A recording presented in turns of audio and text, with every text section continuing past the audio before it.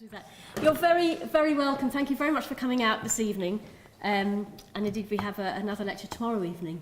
But you're very welcome to St Mary's, so thank you all very much for coming. And I have the delightful job of introducing John James, Dr. John James. So it's my pleasure to do so. So what I'll do is just outline some of John's achievements, and then I will segue into John delivering, I'm sure, a very interesting and provocative lecture for us this evening.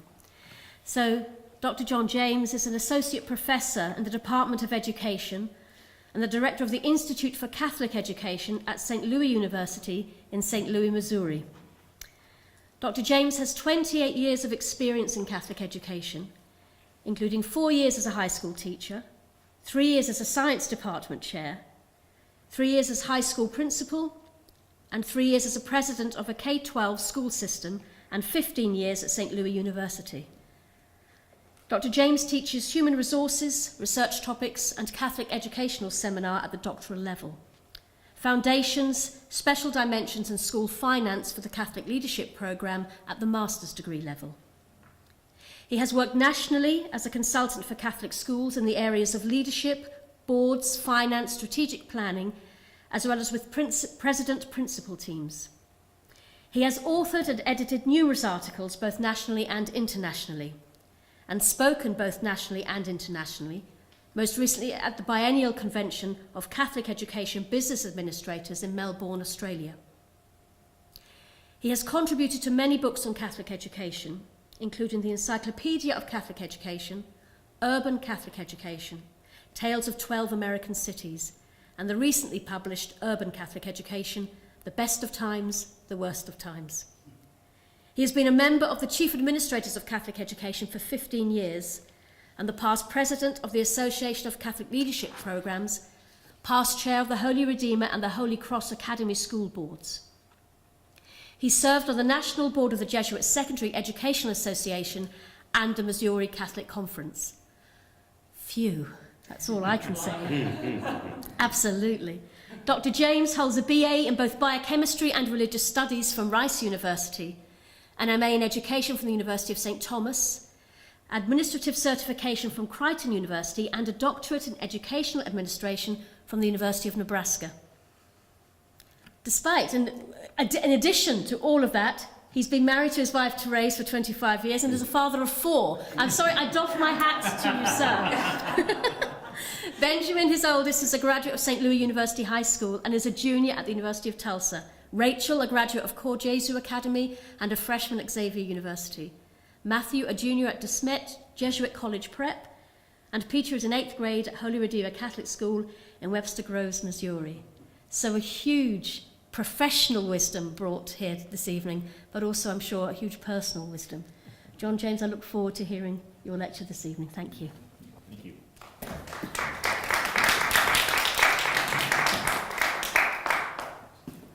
I'm going to set my timer because there's nothing more dangerous than a tenured faculty member with an open microphone, so go ahead and get that started. I'm sure you will. So my lecture this evening is Catholic Education in the United States and its Common History with the United Kingdom. And before I get started, I want to thank you all for being here. I want to thank St. Mary's, Maureen, and John for having me. It's an honor and a privilege to be here with you this evening. The Catholic educational experience in the United States is an amazing story of some very heroic individuals, some significant sacrifices. This story traces its roots here to the United Kingdom and Ireland. I also want to say that this trip is an academic one for me, certainly, but it's also a personal one. It's a pilgrimage for me to come back to the land of Thomas More, Edmund Campion, John Gerard, John Newman, and countless others. Another kind of personal piece is my wife and I are celebrating 25 years of marriage, and when she was 10 years old, her mother moved to Barnes, and she attended St. Osmond's just down the road. And it was her year in Catholic schools that both her and her mom came into the faith. And so my wife received First Communion and baptism at St. Osmond's, and we were able to go to Mass there the other day, and the pastor there remembered the pastor that rode around on his bike doing catechism in the classes. So a very personal visit for me here this evening as well. So I'm going to go ahead and get started here. Turn this on. There we go. So I know Mary's out here in the audience. She understands Latin and the whole bit, so I just want to say, just like Caesar said about Gaul, my talk here this evening is divided into 3 parts. So the early colonial and new nation period in the United States, then the 19th and early 20th century, and then the latter 20th century, in terms of breaking apart and understanding the whole Catholic educational experience in the United States. So a couple of things that we can say for certain about the colonial period. There are 4 kind of markers of this period. The first being that events in England in the 17th century had a profound impact on the development of Catholic education and the colonies in the early United States. Catholic education began in fits, starts, and also a great deal of stealth during this period as well. Catholic education was inexorably linked to religion at this point in time, and education was understood as a basic parental obligation. The idea of the state being involved in education at this point in time was clearly a very, very alien idea. So I thought I'd go ahead and begin with a little geographic and historic context. So here you can see the early colonial settlements in the New World. And I've labeled in red 1620 the Plymouth Colony. In the American consciousness, that's what we go back to in terms of an understanding of the very, very beginning, even though the Virginia colony began in 1607. And the reason why in the American narrative that the Plymouth colony is paramount is this little picture here right below. And so I'm going to put my wife on the spot. In fact, there might be a little bit of interaction, so be prepared. I might be calling on you here this evening. So I'm going to call on my wife here. There's this individual praying, and there's some Native Americans and some Puritans sitting around a table eating. So what is that a picture of? First Thanksgiving. The first Thanksgiving. So it's a major, major national holiday in the United States. And it celebrates this early colonial period, and the dominant narrative is these Puritans left all this religious persecution in England, and they were able to practice their religion totally free, and they had wonderful relations with the Native Americans. So that's kind of the dominant narrative that's going on, and we celebrate that here in the United States to this day. It's a major, major holiday, and that's why Plymouth Colony is kind of the dominant narrative. I also have labeled in red Maryland, not part of the dominant narrative. And I'm going to probably focus in on the Maryland colony quite a bit because that's where the Catholics entered into the colonial phenomena here.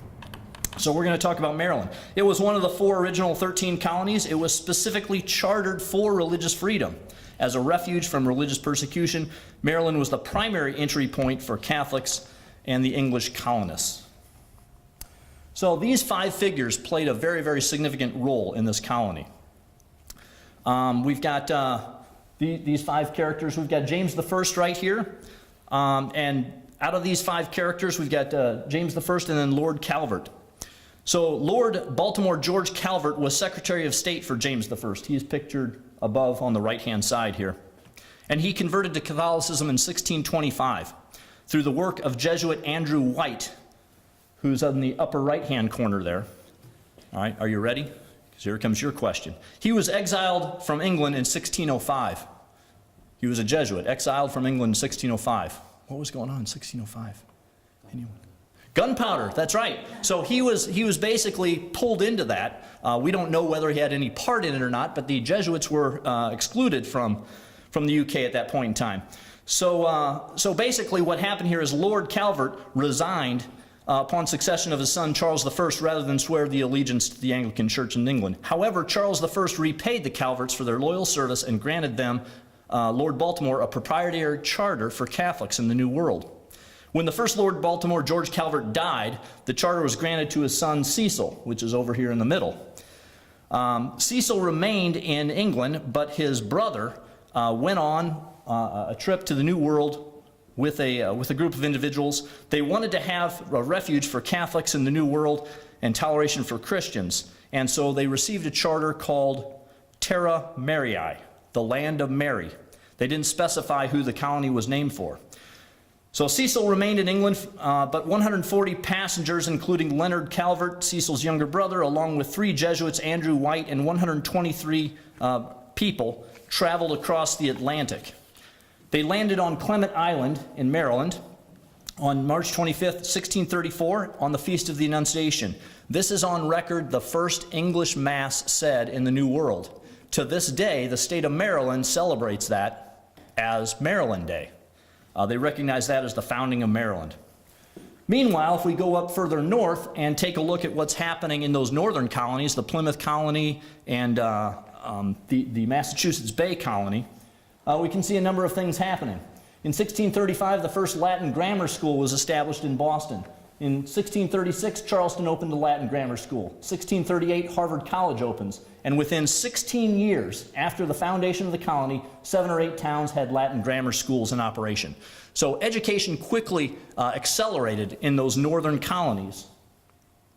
Interestingly enough, notice I mentioned that religious sensibilities were highly tied up with education at the time. So this is a 1642 rule at Harvard College, the oldest university in the United States. Let every student be plainly instructed and earnestly pressed to consider well the main end of his life and his studies is to know God and Jesus Christ. I think people attending Ivy League schools today would be shocked to see that that was a rule for Harvard College going back to 1642. The General Court of Massachusetts in 1641 requested a church to make a catechism for the instruction of youth on the grounds of religion. In 1642, they enacted a law basically requiring education. This court, taking into consideration the great neglect of many parents and masters in training their children in learning, do hereupon order and decree that in every town ye chosen men take account from time to time all the parents and masters and of their children concerning their ability to read and understand the principles of religion and the capital laws of this country. This is looked upon as the first educational law in the colonies in the New World. And then in 1647, the Old Deluder Satan Act, the idea being that if people are not able to read, then as in ancient times, when the religion in the old world would keep the scriptures from the people, Old Deluder Satan would come in and pull them aside.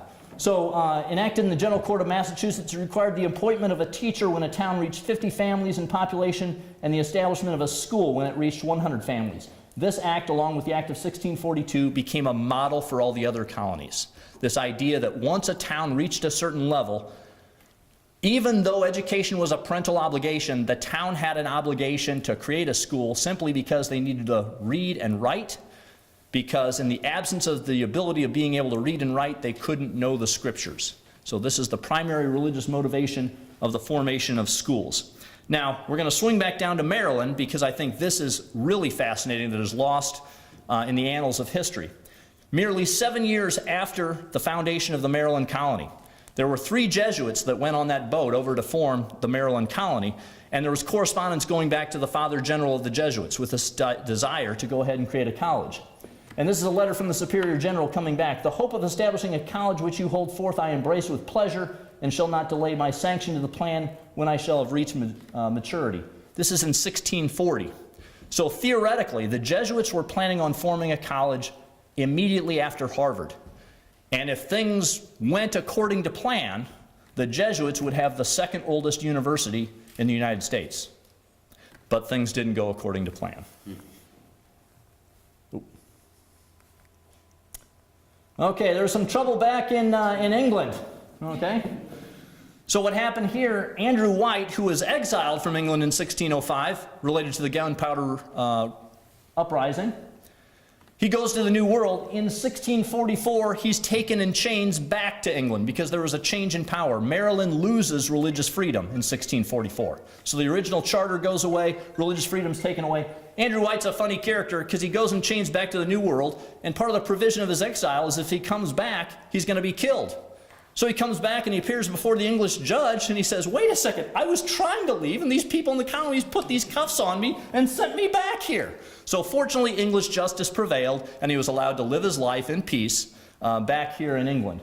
A couple other questions. A question for my people from the UK. 1688. So there's a lot of turmoil. A lot of stuff going on, so the college the Jesuits were intending to form didn't happen. 1688, a royal governor was appointed. So local control of Maryland was taken away, and the king was now appointing governors of the colonies. What happened in 1688?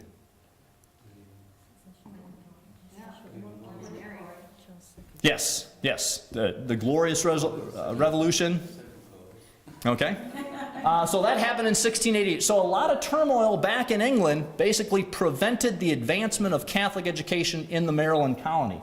I want to also point out right here in 1704, the Jesuits got out of there.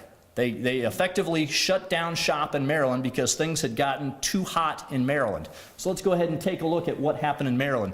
In Maryland, after we had the royal governor, the religious laws started coming into effect. So here's a 1704 law. If any persons professing to be of the Church of Rome should keep school or take upon themselves the education, government, or boarding of youth at any place in the province, upon conviction, such offenders should be transported to England to undergo the penalties provided by the statutes 11 and 13, William III, for the further prevention, the growth of popery. So we see a series of Maryland laws then coming forth in the early 1700s, basically preventing the formation of schools.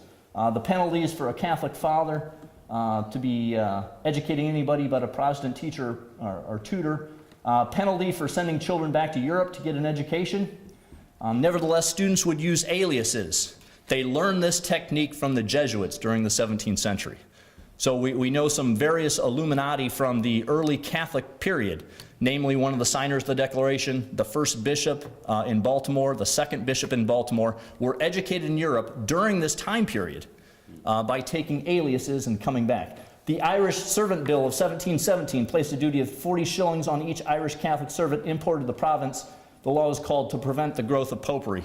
That was the same charge for an African slave coming into the United States.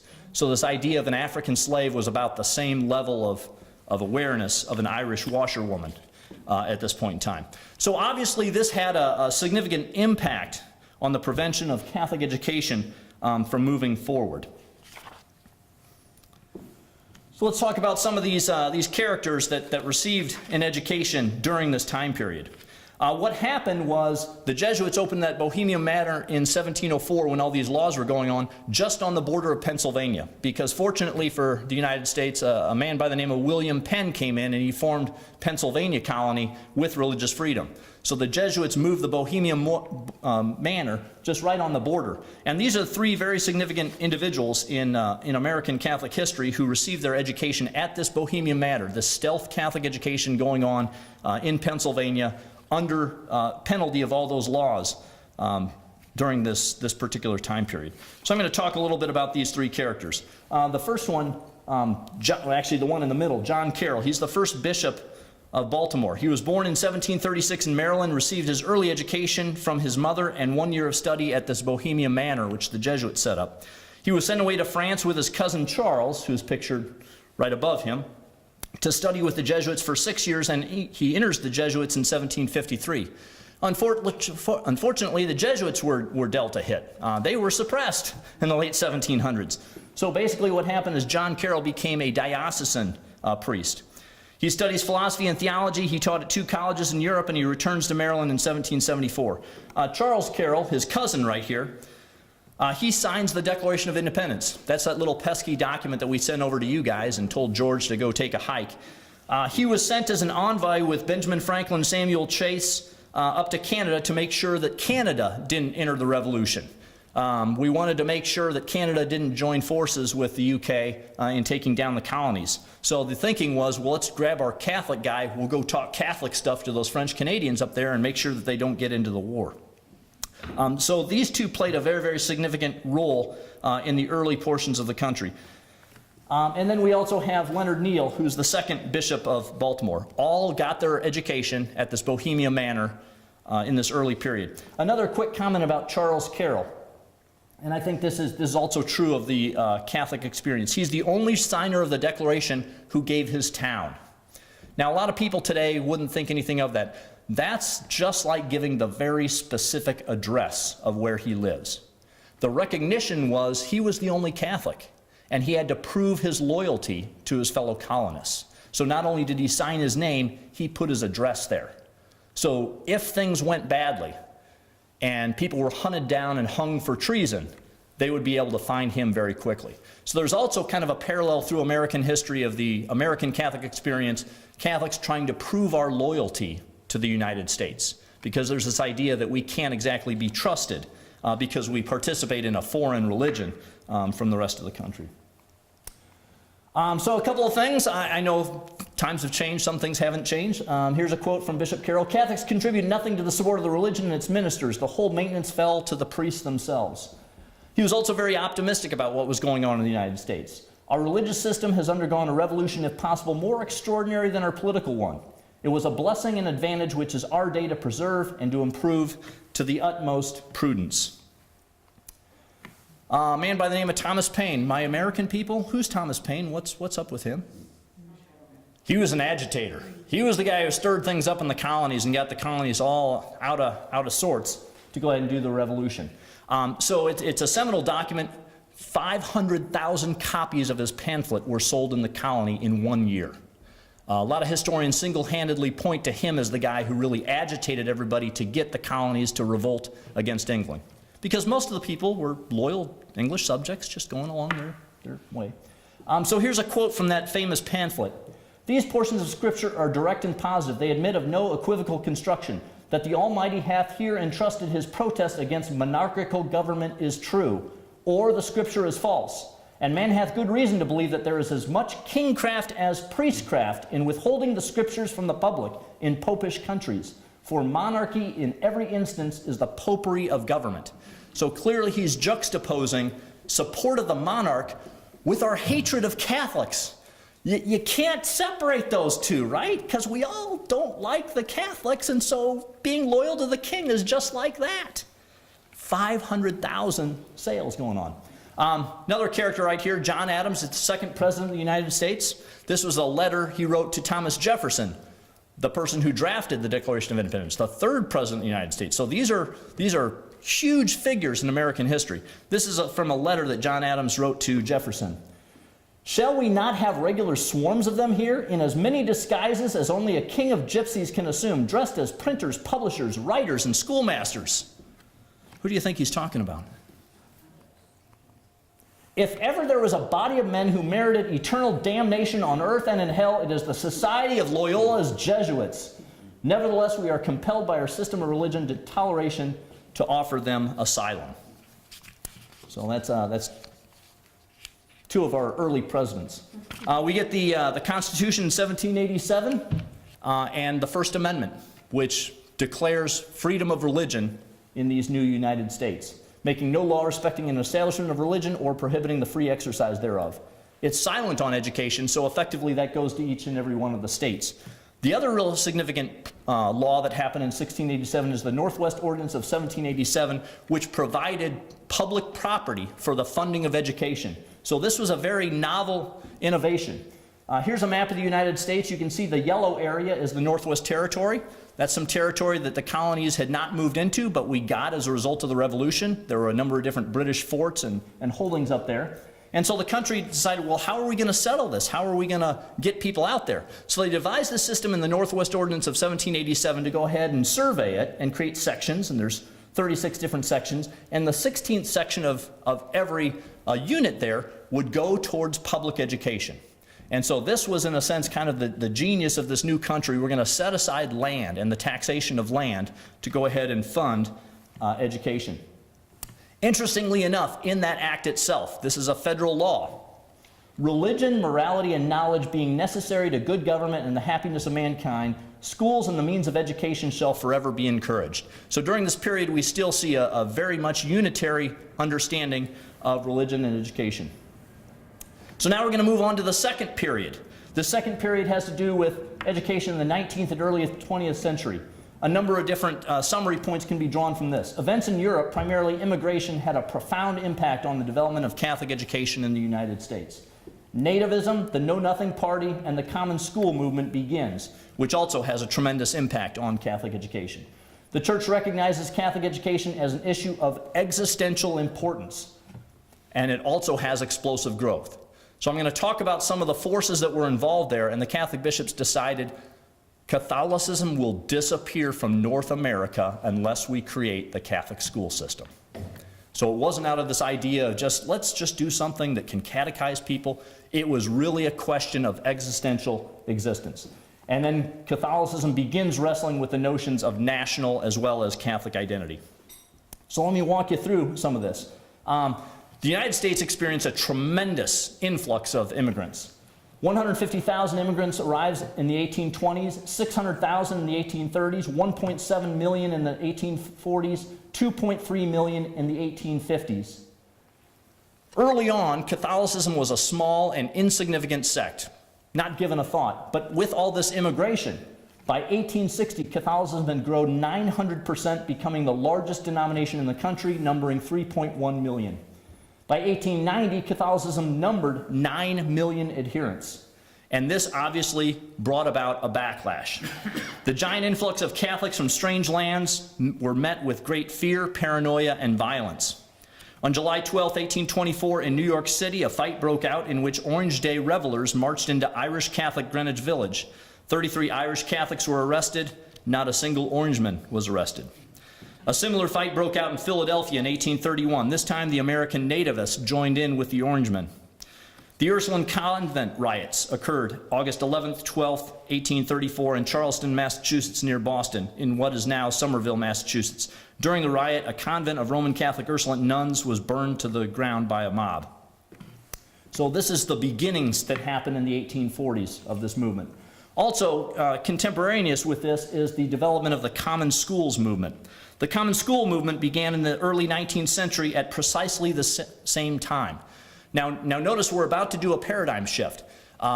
Education in the United States prior to this period was understood as primarily a parental thing, and religious organizations were involved in it. The Common movement begins, and initially, the Episcopalian Church, the Methodist Church, a number of different Protestant churches were opposed to the Common School movement because they felt that religion and education were deeply intertwined, and any kind of acceleration of a public school system would be deleterious to their own school system. As the immigrants came in and the nativist movement happened, their tune changed. They realized the greater threat was all these Catholic immigrants coming here, and we need to unify forces. So at the same time is when the public common school movement came forward. The idea was that rather than having religiously dominated schools, schools could be funded by the state, but imbued with common principles of Christianity. This is the foundation of the American public school system. One of the biggest champions was Horace Mann, who served in the Massachusetts State Legislature from 1827 to 1837. As stated, the Common School movement began to grow at precisely the same time that nativist, anti-immigrant, anti-Catholic sentiments began to rise. Not only were these two developments contemporaneous, they were inextricably bound to one another. Indeed, Catholic opposition to certain practices in public schools served to unite Protestants in their opposition. They helped Protestant clergymen to gain ascendancy in leading the movement. They served as the superintendents at all levels, officers of the teachers' associations, as school principals and leaders of teacher institutes. The Common School movement was, therefore, in its inception, development, a distinctly Protestant phenomena. Furthermore, it encouraged an American Protestantism and American Protestant imperialism.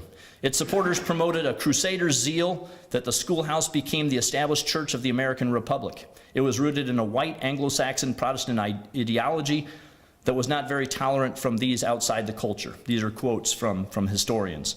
The effect was a highly sectarian, highly Catholic, state-funded system of public education. In 1852, Massachusetts passed the compulsory education law, and by 1900, 32 other states had passed similar compulsory laws. So as that was riding, as the Common School movement was rising, the riots, the violence continued. Probably what has been called the darkest hour of this violence and led to the worst anti-Catholic violence in American history was the Philadelphia Bible riots. The immediate cause of the riots began when the Public School Board denied the request of Bishop Kenrick of Philadelphia to have Catholic school children read their own Catholic Douay-Rheims Bible in the public schools.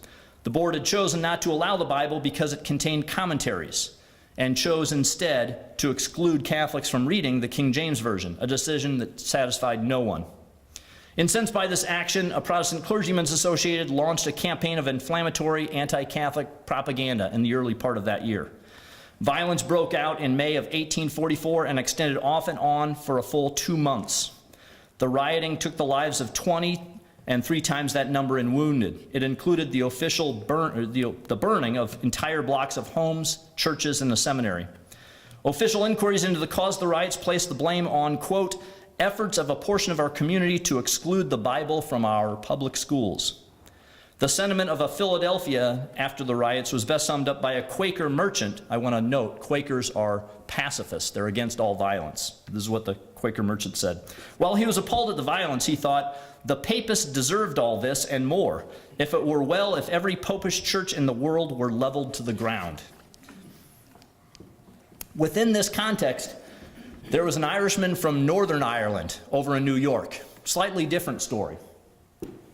His idea was, his role was to be the protector of his people. John Hughes was born in Northern Ireland in 1797, and he followed his father to Pennsylvania shortly after in 1816. He was initially turned down admission to the seminary in Emmitsburg because he had too strong of a personality. Probably a true statement. He combated the virulent anti-Catholic bigotry in the public school with open debates with local ministers. He debated the Reverend John Breckinridge of Princeton University and showed the foolishness of Breckinridge's assertions. In 1838, he was named bishop and coadjutor of New York. He had a combative, militant, autocratic style of leadership. He would sign his name and put a cross afterwards. People in New York thought it was a dagger, so his nickname became Dagger John. After the riots in Philadelphia, he encouraged Catholics of New York to defend their churches with their lives, lest they be torched. No churches were burned in New York because everybody believed Dagger John.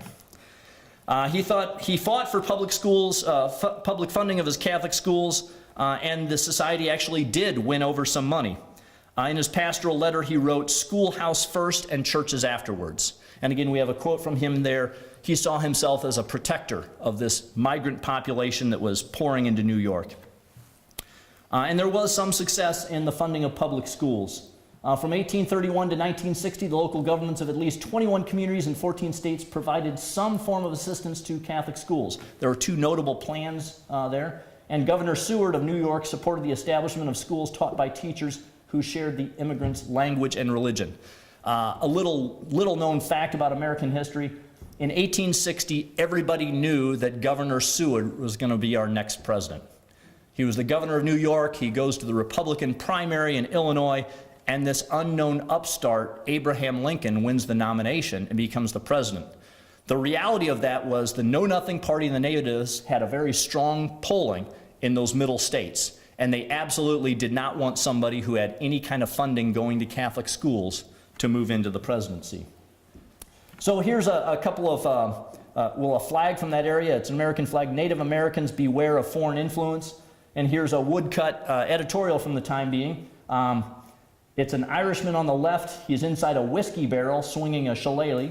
And on the right-hand side is a German, and it says lager beer, and they're carrying off a ballot box. This idea of the drunken Irishman and the drunken German are going to be stealing the elections from us. So this is kind of the commonplace editorials and things that were going on during this time period. And then there was Thomas Wall. Thomas Wall was a 10-year-old student in Boston in 1859, and he was called upon to recite the Ten Commandments.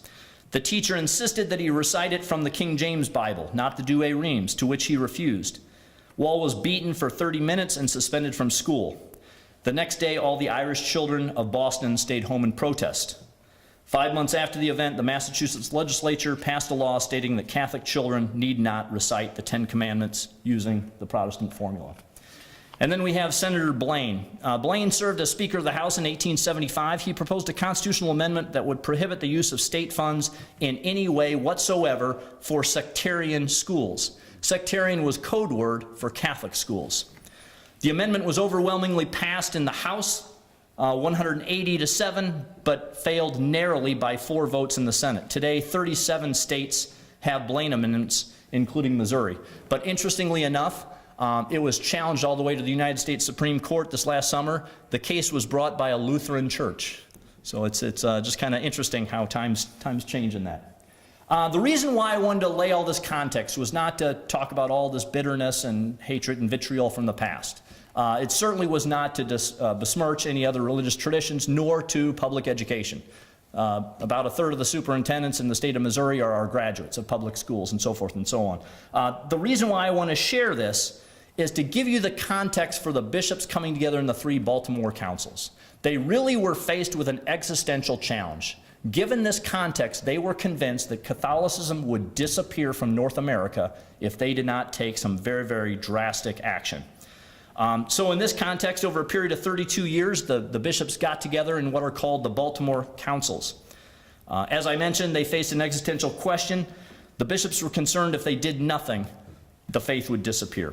The first plenary council was held on May 9th, 1852. It was presided by Archbishop Kenrick of Baltimore. It articulated among 25 resolutions that pastors themselves should teach catechism to young people, and that bishops are exhorted to have a Catholic school in every parish, and teachers are to be paid from the parochial funds. So that was the declaration of the First Baltimore Council in 1852. The Second Plenary Council opened on October 7th, 1867 and closed on October 21st. It was presided over by Archbishop Spalding of Baltimore. The Acts note that the President of the United States was actually one of the auditors of the sessions. Under the title of Education of Youth, the Council states, of parish schools, teachers belonging to religious congregations should be employed when possible in our schools. The latter should be erected in every parish. For children who attend public schools, catechism classes should be instituted in their churches. The Third Plenary Council happened between November 9th, 1884 and December 7th, 1884. It was presided over by Bishop Gibbons of Baltimore. The session notes the absolute necessity of Catholic schools and the obligation of pastors to establish them. It requires parents to send their children to Catholic schools unless the bishop should judge the reason for sending them elsewhere sufficient. The third session also states that the ways and means should be considered for making the schools more efficient. It expressed a desire that Catholic schools be free and stated that every effort must be made to have suitable schools of higher education for Catholic youth. It stated, there are still thousands of Catholic children in the United States deprived of the benefit of a Catholic school. Pastors and parents should not rest till this defect be remedied. No parish is complete till it has schools adequate to the needs of its children, and the pastor and the people of such parish should feel that they have not accomplished their entire duty until this want is supplied. So a massive, massive push that we build schools first and then parishes. Because again, the church faced an existential crisis in the United States. I do want to say that there's been a range of experiences here in the United States. What I've been describing in the colonial period and then also kind of in the upper Northwest was really this tension between, say, Irish and English. A different phenomena happens in this green area, the Louisiana Purchase. The history of that is that was French territory. The United States bought that from France in 1803. And originally, New Orleans and St. Louis, where I'm from, were French cities. Consequently, after that, Germans came into this area. So this middle section, the middle portion of the United States, is deeply impacted by the German Catholic experience. I'm just going to talk very, very briefly about that. Bishop DeBerg, right here, he's our first bishop of St. Louis. He was the president of Georgetown. So he comes to St. Louis. He realizes I've got this vast yellow territory. There's no way I can do this all by himself. So for 3 years, from 1815 to 1818, he goes back to Europe and he recruits Catholic school teachers. And here's his recruitment poster. We offer you no salary, no recompense, no holidays, no pension, but hard work, a poor dwelling, few consolations, many disappointments, frequent sickness, a violent or lonely death, and an unknown grave. Sounds like a powerful recruitment poster, right? So for 3 years he recruited people, and he was able to recruit 55 religious and a few lay people to come over with him to St. Louis. They came because Jesus Christ was at the heart of what they did. So quite an amazing story there. Just to give you an idea in terms of the German Catholics. So next to the Irish, the Germans are the most numerous and most powerful group in Catholic America. Between 1860 and 1890, more than 2.9 million Germans immigrated to the United States. Approximately 35 of these immigrants were Catholic. Many settled in the upper Midwest, gravitating towards cities where the German immigrants had already lived. So you can see the scatter plot here. The darker the blue, the higher concentration of Germans emigrating to the United States. St. Louis, Milwaukee, and Cincinnati became known as the German Triangle, the 3 cities with the large German immigrant population. So I've shown that in the light blue, those 3 cities. They carried a bitter memory of the Kulturkampf, a power struggle back in Germany, and that took a form of religious persecution. This experience resulted in a deep distrust of those outside the German Catholic ghetto. The German Catholics believed that religion and language go hand in hand and desperately tried to hold on to their German culture. However, the Irish by this time were the chief power brokers amongst the hierarchy, and the Germans resented their second-class citizenship. I'm just going to share this brief little plaque. My daughter's up at a Jesuit university in Cincinnati, and we went to this portion. It's part of the old city called Northern Liberties. It's way, way in the core of Cincinnati. You probably can't read this, but I'm just going to read a little tidbit here. They talked about Northern Liberties was just outside the very core of the city. The area attracted a concentration of bootleggers, entrepreneurs, saloons, gambling houses, brothels, and other institutions not tolerated in Cincinnati proper. It's also the first place of the Catholic Church. So that's us. We go where all the undesirables are, right? So a little historical marker there from, and you'll be able to see that when you come to the conference in Cincinnati, right? All right, very good. So that's the German Catholic experience. This actually took on a very, very fierce debate amongst the American episcopacy. By 1880s, the second generation Irish Catholics born of immigrants were experiencing significant upward mobility. Some 30% of Baltimore's Irish Catholics were employed in skilled or low white-collar occupations. The historian Jay Dolan writes, "It's fair to say that in the 1890s, one of the most discussed issues within middle-class Catholic America was the relationship between Catholicism and American culture." Bishop John Ireland of St. Paul, Minnesota, believed that we should speak in the language of our age, of things it feels and language it understands. We should be in it and of it. We should have its ear. The Church of America must be, of course, as Catholic as ever in Jerusalem or in Rome, but as far as her garments assume the color of the local atmosphere, she must be American. So the Irish had pretty much been acculturated. They see the United States as their country, and it's the role of the church to Americanize people. The Germans, fleeing the culture camp, believe faith and language go together and are rebelling against that. So in terms of Bishop Ireland and Gibbons, Bishop John Ireland and Cardinal John Gibbons of Baltimore saw democracy and a thirst for knowledge, a progress for a new order, and Catholicism leading the way. On the other hand, these are these two characters right here, Bishop Ireland and Gibbons. On the other side of the coin is Bishop Bernard McQuaid. McQuaid of Rochester saw agnosticism, unbelief, and the enemies of organized religion. While ethnic parishes persisted well into the 20th century, the philosophy of Bishop Ireland won out. Efforts to Americanize and concentrate immigrants into social groups and to retard the Americanization should be steadily frowned upon, is what was stated. There are in America self-constituted leaders of foreign-born citizens who speak of Americanization as a term of reproach. With these men, public opinion should deal severely. Catholic I shall be in faith and American in nationality. So again, it's the Irish philosophy of Gibbons that won out over the voices of McQuaid on that issue. This is a little historical anecdote.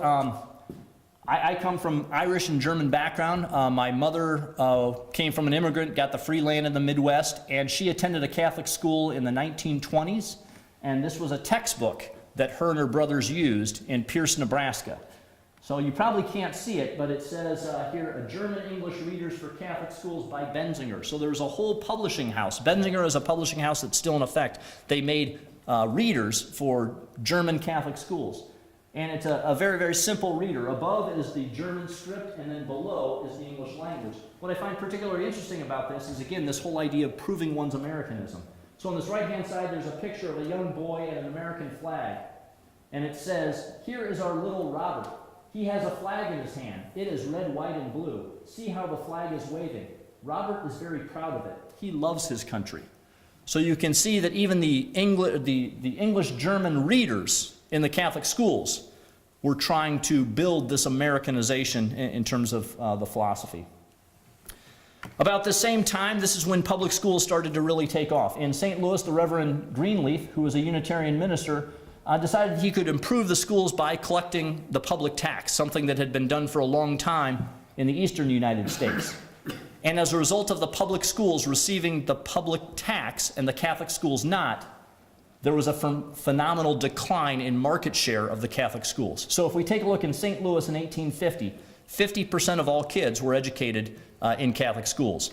Once the taxes started going only to the public schools, even though the Catholic schools continued to grow, you can see by the light blue there, because of the immigrant growth, the actual market share, or the growth of the public schools, just took off exponentially.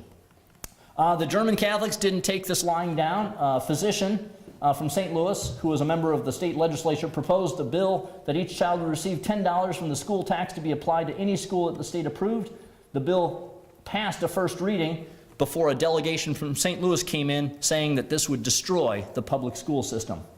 Under the slogan, "A state without a bishop and a church without a king," the legislators from largely Protestant areas outside of St. Louis joined with those sympathetic, and they defeated the bill.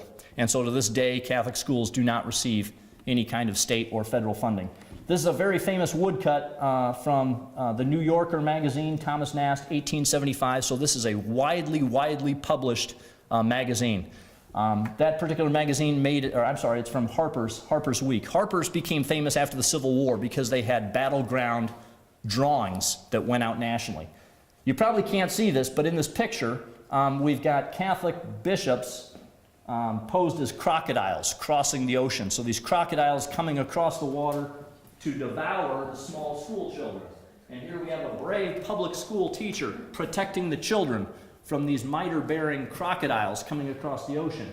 And over here is the Vatican, perfectly built with flags, sending all these crocodiles over here. And here's the public school just crumbling in rocks. So again, this notion that if any money goes towards the Catholic school, it will be the destruction of the public education system, and it's being sent over by these crocodile bishops from a foreign land. The Catholic schools were greatly advanced by the work of the sister teachers, and that's a whole nother story. But basically, how do you fund a school system with no funding, especially for poor immigrants? Well, fortunately, thousands and thousands and thousands of sister teachers poured in, and they provided the teaching of the Catholic schools. And so these are some photos from the early 1900s. You see all the kids' smiling faces and all the sister teachers who came in that took advantage of teaching in those schools. And this was a legacy which they gave to our Catholic schools. So now I'm going to move on to the last portion of this presentation, education in the later 20th century and the early 21st century. A couple of points from this period. World War II and its aftermath had a profound impact on the development of Catholic education in the United States, not only K through 12, but also higher education. The suburban sprawl, leadership issues, financial issues, and purpose identity issues impacted Catholic education. There was a numerical decline in the number of religious teaching in schools, as well as the number of kids in Catholic schools. And Catholicism begins wrestling with the notions of purpose and accessibility for Catholic schools. So briefly about this World War II, Catholics were this unwashed immigrant group that came to cities, and they lived with their own kind and remained kind of in their own ethnic ghettos. The Irish slowly moved into the middle class, but for all the other immigrant groups, the Italians, the Germans, they maintained these ethnic ghettos, and really the parish was the center, the core of all social, emotional life. All that changed in World War II because these people went across to fight together. Here's a poster from that time period. It says, "Side by side, Protestant, Catholic, Jew." So this whole idea of we're all Americans, we all went over to fight World War II, and one of the most profound movements was the GI Bill. So these people who fought in the war came back and they were given free college education. So prior to that time period, it was pretty unthinkable for this poor immigrant group living in the ghetto to be able to go to college. Now college was accessible, and with that came upward mobility. So the GI Bill made that happen, and then of course we had the Land of Lake Conference, in which Catholic universities declared, in order for us to be truly universities, we have to be separate from the Episcopal control. To truly be a university, we have to have independence. And then people began to move out into the suburbs. So this is from the historian Jay Dolan. These suburbanites were better educated than their parents and become members of the rapidly emerging professional and managerial class that had taken hold in the 1950s. Their move into the suburbs signaled the arrival of Catholics into the mainstream society.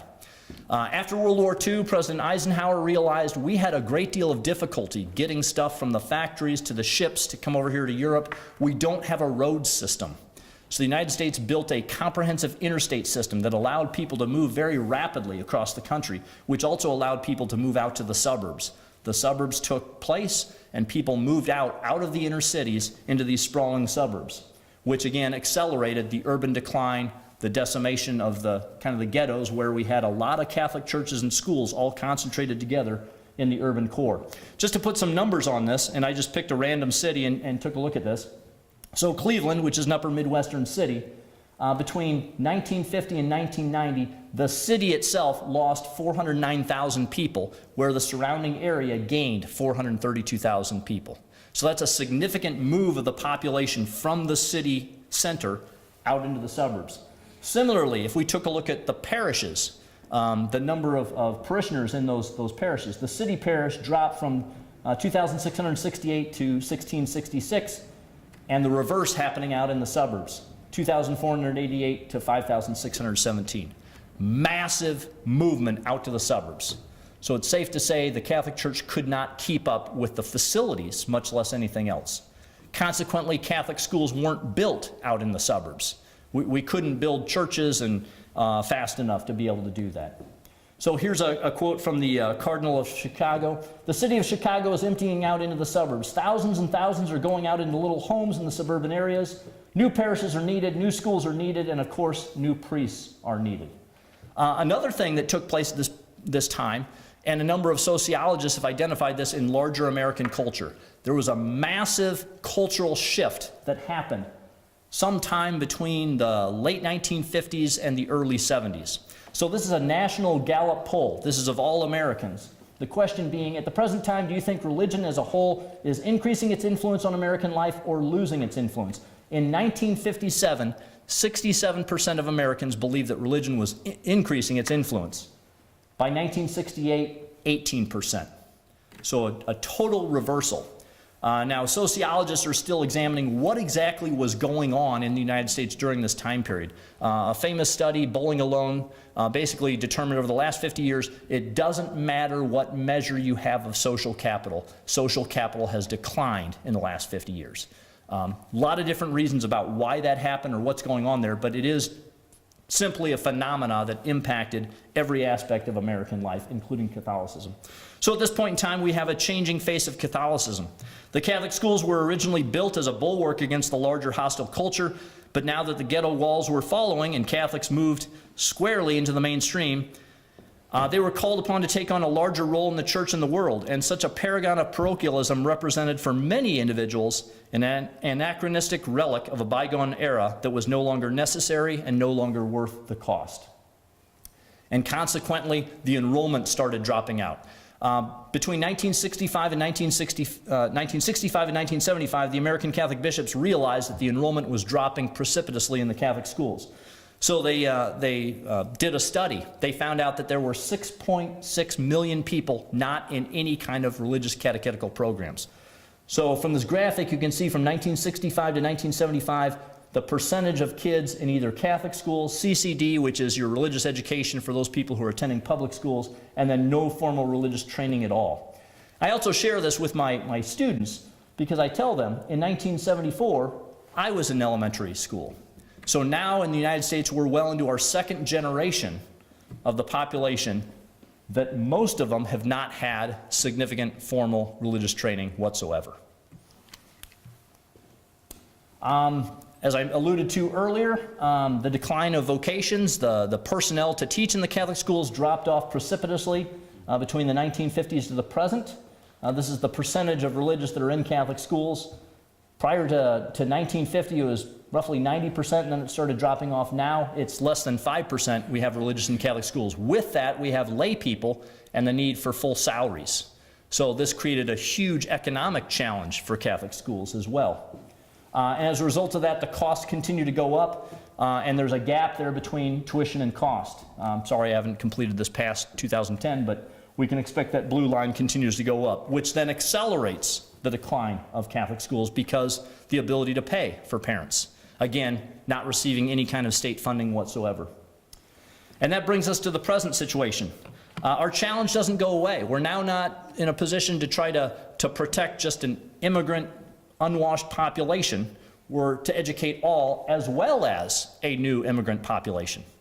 We're also called to educate all people with various different learning abilities, right? So the challenge is increased, the funding is decreasing, so we're really kind of at this challenging point for Catholic education in the United States.